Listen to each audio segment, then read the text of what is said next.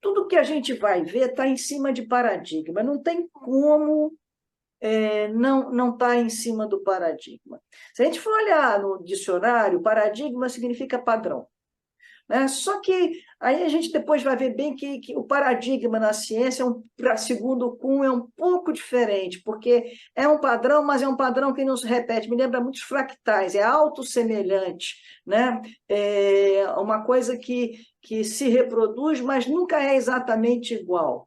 Né? E a gente vive nossas vidas sempre em padrões, são paradigmas de móveis, casa, roupa, comportamento, boas maneiras, relações, enfim. Então, a gente vive paradigmas. A gente nem sempre se dá conta disso, né? Ele funciona, quer dizer, eu me baseio sempre em Kuhn, né? Tem algumas coisas que eu introduzo, mas é ele quem me norteia nessa visão do paradigma, né? Inclusive enquanto caminho para fazer ciência, né? Para entender a ciência, melhor dizendo.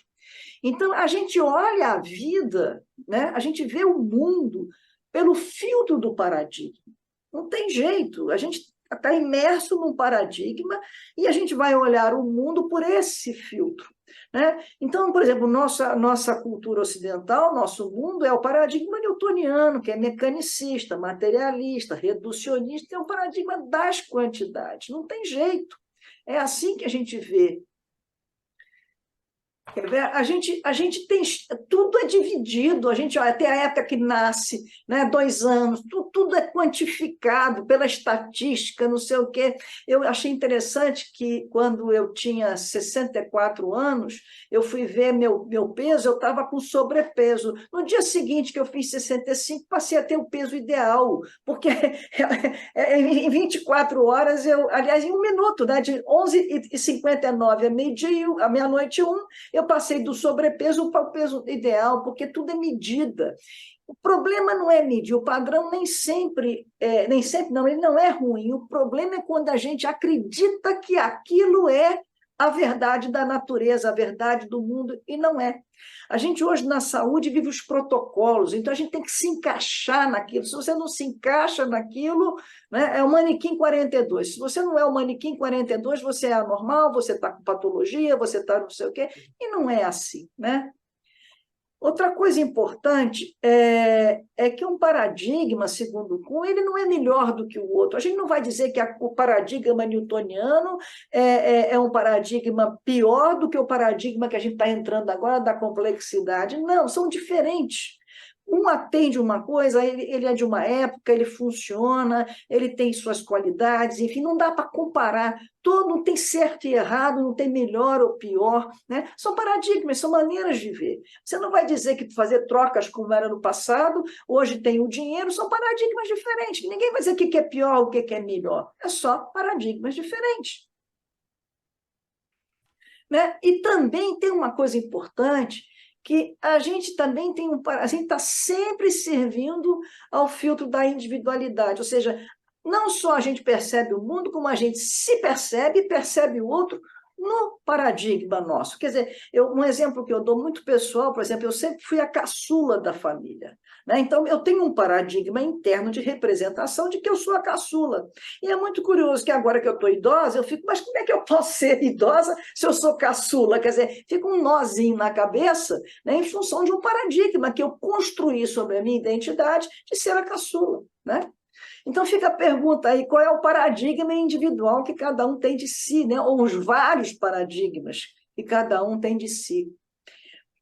Para o conhecimento, a mesma coisa. Né? O conhecimento também ele é padronizado, ele também está no paradigma da divisão, ele não se mistura. Eu peguei aqui, por exemplo, o primeiro ano de física, todo mundo vai estudar tudo isso, quer dizer, todo mundo vai seguir a mesma cartilha. Aqui o de psicologia, as ciências não se cruzam, elas não se intercalam, elas não têm a transdisciplinaridade que é fundamental, porque você aí cruza olhar, não é o conteúdo da matéria que é tão importante, mas é o olhar que a cada estudo desenvolve naquele indivíduo, que ao se misturar com outro olhar que é importante, porque aí você dá a riqueza do saber, justamente. Né?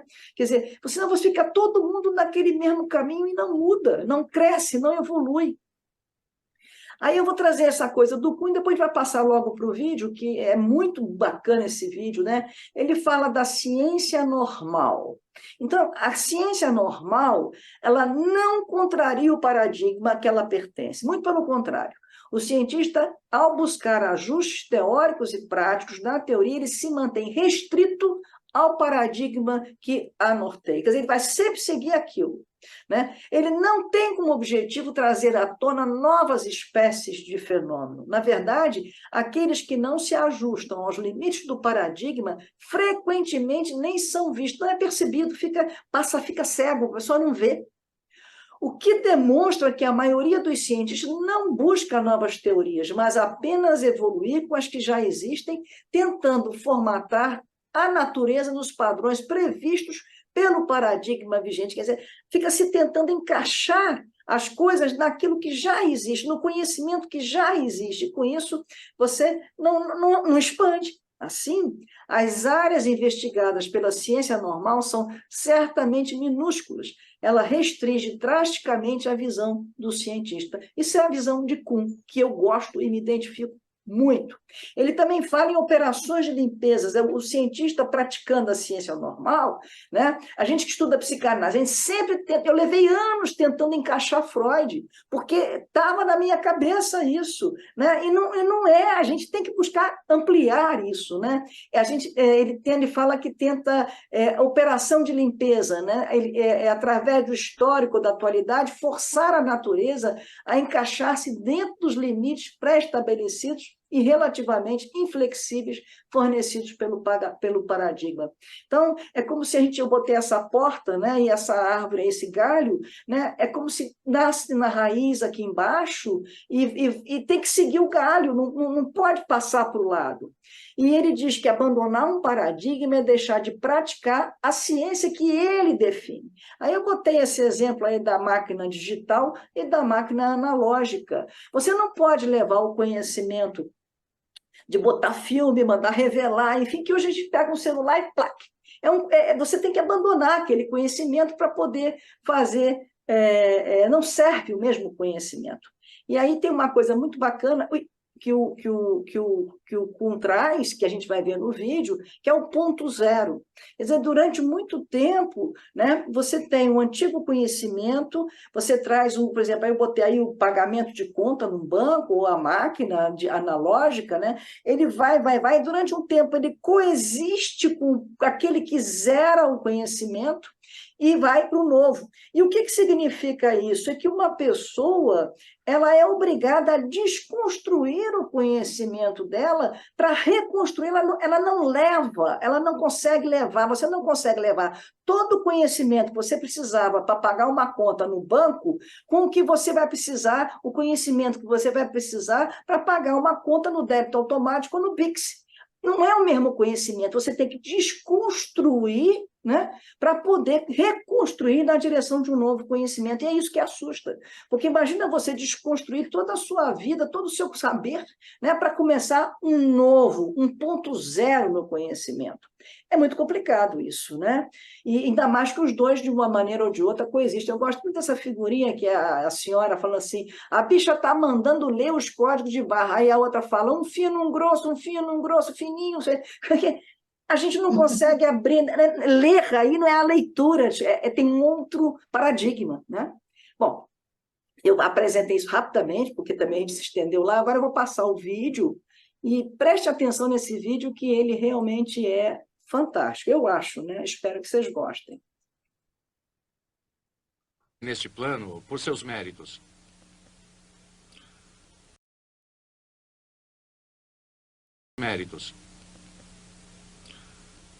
Obrigado por uma proposta tão interessante. Reconhecemos o esforço de todos e podemos lhes assegurar que vamos dedicar a nossa máxima atenção. Eu não reconheço. Isso vai mudar o meu departamento inteiro. Eles nem imaginam o que é. Essa proposta é maluca. E eu estou atrasada para a minha próxima reunião. Não sei por que essas reuniões demoram tanto. E como é que eles sabem que isso funciona? Só estiveram aqui uns 2 meses. Eles não entendem bem as coisas por aqui. Será que não entendem que o nosso sucesso é exatamente porque fazemos tudo assim? É tão fácil dizer não a uma ideia nova. Afinal, ideias novas causam mudanças. Elas destroem o status quo. Elas criam incertezas. E é sempre muito mais fácil fazer como sempre fizemos. É mais fácil, talvez. Mais perigoso, com certeza. Ideias novas são repelidas em diretorias e linhas de montagem no mundo inteiro. Ideias boas são derrubadas por pessoas que supõem que o futuro é uma simples continuação do passado. Que as ideias que nos trouxeram até onde estamos hoje são as mesmas ideias que irão nos levar até o amanhã. Meu nome é Joel Barker. Eu sou um futurista. Trabalho com corporações e instituições pelo mundo inteiro, ajudando-as a melhorar suas habilidades de avaliar novas ideias e de prever mudanças.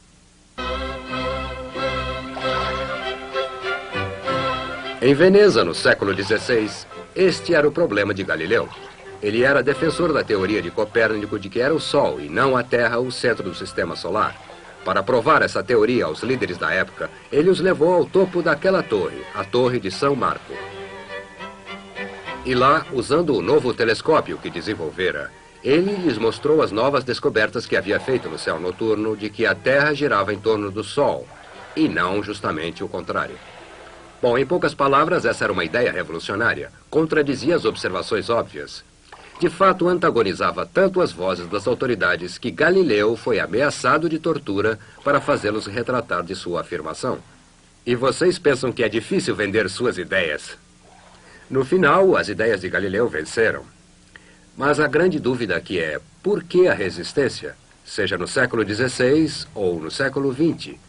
O que será que nos impede de ver, aceitar e compreender ideias novas? Eu sei a resposta a essa pergunta. E quando vocês a souberem, estarão mais abertos a inovações, mais capazes de conduzir mudanças, estarão prontos para descobrir o futuro. Percebem, tudo tem a ver com os paradigmas. A questão dos paradigmas. Distribuído no Brasil por Ciamar. Versão brasileira, Windstar. Paradigma é uma palavra meio incomum, não se ouve todo dia. Eu a encontrei há quase 20 anos durante meus estudos sobre descoberta científica. Era o termo que Thomas Kuhn usava para descrever um conceito em seu livro, A Estrutura das Revoluções Científicas. Kuhn descobriu que os paradigmas agem como filtros que retêm dados que vêm à mente do cientista. Dados que concordem com o paradigma do cientista têm acesso fácil ao reconhecimento. De fato, os cientistas veem esse tipo de dados incrivelmente bem, com muita clareza e compreensão. Isso é bom. Mas Kuhn descobriu também um efeito negativo e espantoso. Com alguns dos dados, os cientistas tinham uma tremenda dificuldade. Por quê? Porque esses dados não combinavam com as expectativas criadas por seus paradigmas. E, de fato, quanto mais inesperados fossem os dados, mais dificuldade os cientistas tinham em percebê-los. Em alguns casos, simplesmente ignoravam os dados inesperados. E, às vezes, distorciam esses dados até que se ajustassem ao paradigma, em lugar de reconhecer que eram exceções às regras. E, em casos extremos, Kuhn descobriu que os cientistas, literalmente, fisiologicamente, eram incapazes de perceber os dados inesperados. Para qualquer propósito prático, aqueles dados eram invisíveis. Colocado em termos genéricos, os paradigmas filtram a experiência que chega. Estamos vendo o mundo através de nossos paradigmas o tempo todo. Constantemente selecionamos do mundo aqueles dados que se ajustam melhor a nossas regras e regulamentos e tentamos ignorar o resto. Como resultado, o que pode ser perfeitamente óbvio para uma pessoa com um paradigma pode ser totalmente imperceptível para alguém com um paradigma diferente. Eu chamo este fenômeno de efeito paradigma. E eu já vi muitas vezes que o que Kuhn descreve para cientistas se aplica a qualquer um que tenha sólidas regras e regulamentos em sua vida. E quem não os tem? Eu quero lhes dar exemplos concretos que demonstram como os paradigmas influenciam o modo como você e eu vemos e entendemos o mundo. Eu quero começar com um exemplo semelhante a um que Thomas Kuhn cita em seu livro. Vou usar elementos que todos vocês conhecem muito bem. As cartas de um baralho. O que eu vou fazer é mostrar a vocês 8 cartas bem rapidamente. Quero que as identifiquem silenciosamente para si mesmos enquanto as mostro. Vou lhes dar uns 2 segundos depois de cada carta. Prontos? Vamos lá.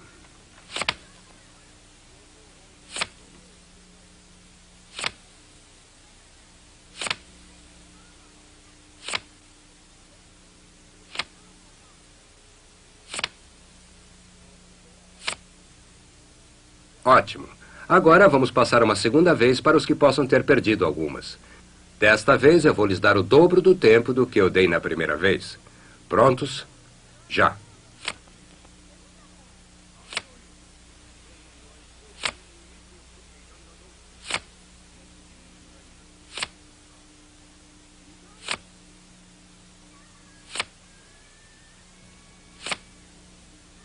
Muito bem. Vamos fazer isso mais uma vez só para verificar. Desta vez vou lhes dar 4 vezes mais tempo do que da última. Prontos? Vamos lá.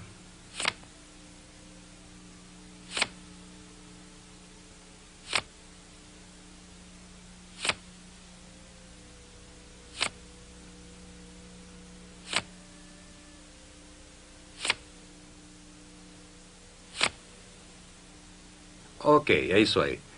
Quantos de vocês perceberam algo estranho nessas cartas? Por exemplo, a segunda carta tinha espadas vermelhas. Ou que a quinta carta tinha copas pretas. Ou que a última carta também tinha espadas vermelhas. Eu sei que a maioria de vocês não viu essas exceções na primeira das passadas. E eu sei que a maioria de vocês as perdeu na segunda passada também. Mas também aposto que quase todos identificaram as cartas normais quando elas apareceram. Percebem, vocês foram enganados por suas regras e regulamentos sobre como um baralho de cartas deveria ser. Seu paradigma do baralho. E é isso que bloqueava a sua visão das cartas normais. Lembra-se do que eu disse sobre paradigmas, como filtram os dados? Bom, vocês estavam tentando ver as cartas do modo certo. Certo quer dizer de acordo com seu paradigma do baralho. Espadas pretas, paus pretos, copas vermelhas e ouros vermelhos. E assim vocês viram as cartas legítimas com facilidade, rapidamente. Na verdade, eu sei que a maioria de vocês viu essas cartas na primeira passada. E isso foi em menos de 1/30 de segundo. Mas o seu paradigma do baralho também tornou muito difícil ver as cartas que não obedeciam às regras. Assim, em lugar de as verem como elas eram, vocês distorceram os dados tentando fazê-los se ajustar ao seu paradigma. Este é o efeito paradigma em ação. E cada vez que vocês encontrarem algo que esteja além dos limites do seu paradigma, vão ter dificuldades em perceber isso. Vocês não vão conseguir. Bom, este é um baralho meio engraçado. Portanto, vão querer apagar esta experiência inteira por ser interessante, mas irrelevante para a vida real. Logo, vamos falar dos paradigmas na vida real. Por exemplo, milhões de americanos ultimamente adotaram o paradigma de se manter em forma. Eles têm novas regras e regulamentos sobre os exercícios. Mas quantos de vocês estariam dispostos a entrar numa corrida de 112 quilômetros? Eu disse corrida. Sim, na cultura ocidental as palavras 112 quilômetros e corrida não combinam. 112 quilômetros e dirigir, sim. Corrida, não. Mas no norte do México, corridas de 112 quilômetros são comuns entre os índios Tarahumara'n. Eles fazem isso como parte de um festival religioso. Mas por que é tão fácil para eles, porém impossível para nós? Porque é um dos paradigmas dos Tarahumarãs. Eles correm por toda parte, por farra. Vocês poderiam acreditar que a grande corrida, a Internacional de São Silvestre, é brincadeira para os Tarahumaranos? Poderiam dizer que há um tipo de diferença genética, mas estou pronto a apostar que se um de vocês tivesse crescido numa das aldeias deles, correria exatamente como eles, porque teria aprendido o paradigma deles da corrida. Há uma verdade profunda e crucial escondida atrás de todos os exemplos de paradigma que mostrei. Eu a chamo de regra de volta a zero e, se não se lembrarem de mais nada, lembrem-se disso. Quando um paradigma muda, todo mundo volta a zero.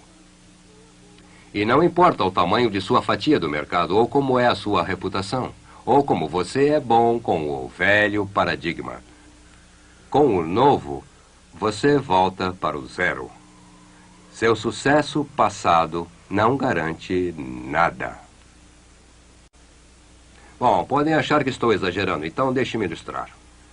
Que nação dominava o mundo da relojoaria em 1968? É claro, a Suíça. Renomada por mais de 100 anos de sua experiência em relojoaria. Em 1968, eles detinham 65% do mercado mundial e, segundo estimativas confiáveis, mais de 80% dos lucros. Isso é dominar o mercado. Mas, 10 anos depois, a fatia de mercado havia mergulhado abaixo de 10%. E nos 3 anos seguintes, tiveram que demitir 50 mil dos seus 65 mil relojoeiros. Hoje, que nação domina a relojoaria no mundo? Japão. Em 1968, eles não tinham virtualmente nenhum mercado. Como puderam os suíços, que dominaram a indústria de relógios durante o século XX inteiro, que eram famosos pela sua excelência e inovação de seus produtos, ser tão rapidamente derrotados? A resposta é dolorosamente simples. Eles voltaram a zero com uma mudança de paradigma. Muitos estão usando esse novo paradigma em seus pulsos agora. O relógio movido a quartzo. Pensem bem. Totalmente eletrônico. 1000 vezes mais preciso que os relógios mecânicos que substituiu. Movido a bateria. Incrivelmente versátil. Ele merece ser o novo paradigma de marcação do tempo. Uma ideia tão brilhante. E gostariam de saber quem inventou esse relógio maravilhoso? Alguns de vocês sabem a resposta, mas os que não sabem vão ter uma surpresa. O relógio a quartzo foi inventado pelos próprios suíços. Bem aqui, em Neuchâtel, nos seus laboratórios de pesquisa. Mas quando os pesquisadores apresentaram esta ideia aos fabricantes de relógios suíços em 1967, ela foi rejeitada. Afinal, ele não tinha nenhum mancal, não tinha engrenagens e nem tinha mola mestra. Nunca poderia ser o futuro dos relógios. Tanta confiança os fabricantes tinham nessa conclusão que nem patentearam a ideia. Assim, mais tarde naquele ano, os pesquisadores mostraram o relógio ao mundo no Congresso Anual de Relojoaria. A Texas Instruments da América e a Seiko do Japão foram lá, deram uma olhada e o resto é história. Bom, e por que os suíços não perceberam essa fantástica invenção que sua própria gente havia criado? É a força dos paradigmas de novo. Eles ficaram ofuscados com o sucesso de seu velho paradigma e de todos os seus investimentos nele. E quando confrontados com um mundo totalmente novo e diferente de continuar seu sucesso futuro adentro, eles o rejeitaram. Porque ele não se ajustava às regras em que eles já eram tão bons. Mas não se esqueçam de que esta história não é só sobre suíços. É uma história sobre qualquer um, qualquer organização, qualquer nação que suponha que o que teve sucesso no passado terá de continuar para ter sucesso no futuro. Deixe-me lembrá-los novamente. Quando um paradigma muda, todo mundo volta a zero. Seu passado não garante nada no futuro se as regras mudarem. Nem mesmo os melhores relojoeiros do mundo podem parar o tempo. De fato, se não tomar cuidado, seu passado glorioso bloqueará sua visão do futuro. E é por isso que é preciso desenvolver uma abertura para novas ideias, uma disposição para explorar modos diferentes de fazer coisas. Porque somente com esse tipo de tolerância você pode manter abertas suas portas para o futuro. Vejam, um paradigma é uma faca de 2 gumes. Quando você o usa de um jeito, ele corta as informações que concordam com ele em detalhes muito finos e precisos. Mas quando usa do outro jeito, ele isola você dos dados que contrariam o paradigma. Você vê melhor o que se supõe que veja, exatamente como os suíços. E você vê mal ou nem percebe os dados que não se encaixam no paradigma. Deixe-me compartilhar com vocês algumas observações básicas sobre paradigmas. Número 1. Paradigmas são comuns. Nós os temos em quase todos os aspectos da vida, seja profissional ou pessoal, espiritual ou social. Ponto número 2. Paradigmas são úteis. Vocês podem achar que eu não gosto de paradigmas por tudo que eu disse deles, mas não é o caso. De fato, eles nos mostram o que é importante e o que não é. Eles nos ajudam a achar problemas importantes e então continuam para nos dar regras sobre como resolver esses problemas. Concentram nossa atenção, e isso é bom. Mas, e este é o ponto número 3, e é um aviso. Às vezes, o seu paradigma pode se tornar o paradigma. O único modo de fazer uma coisa. E quando você se depara com uma ideia alternativa, você a rejeita de imediato. Mas isso pode levar a uma disfunção. E chamo essa disfunção de paralisia de paradigma.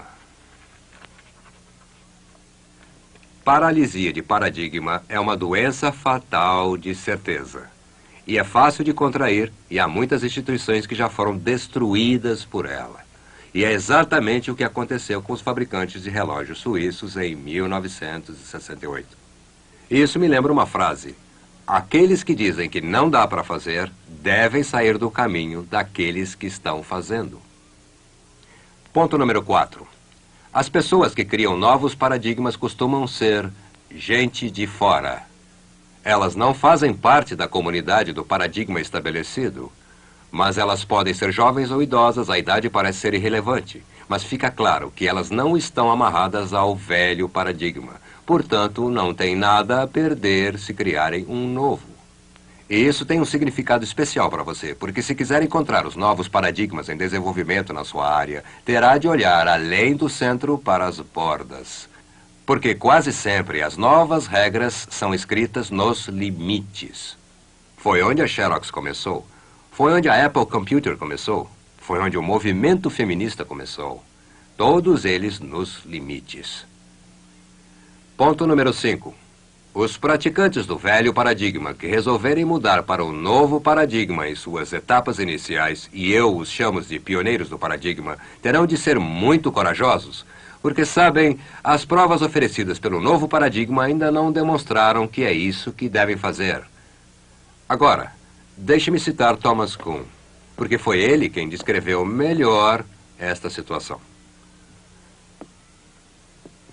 A pessoa que abraça um novo paradigma logo no início, muitas vezes precisa fazê-lo desafiando as provas oferecidas pela solução dos problemas.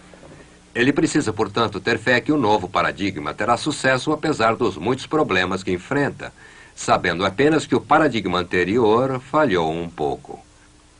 Uma decisão desse tipo só pode ser tomada com fé. Os sinais do verdadeiro pioneiro do paradigma são a grande coragem e confiança em suas ideias. Agora o último ponto, e o mais importante. Você pode decidir mudar suas regras e regulamentos.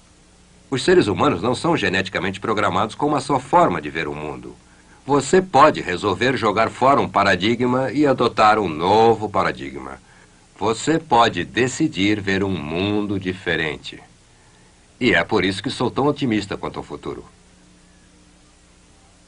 Bom, para desafiá-los a mudar seus paradigmas, vou lhes fazer a pergunta da mudança de paradigmas. Sempre que estou numa organização ou empresa, sempre faço esta pergunta. O que hoje é impossível fazer na sua empresa, mas se pudesse ser feito, mudaria radicalmente o que fazem? Pensei bem nisso. A fundo.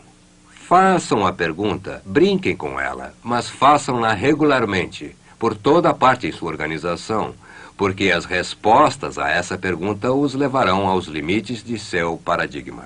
E quando estiverem lá, vocês terão meios de ver os próximos paradigmas chegando. Lembrem-se, o que é impossível hoje pode ser o padrão amanhã. E o seu desafio é fazer com que isso aconteça e estar pronto para ser o pioneiro. Há uma história que eu quero lhes contar.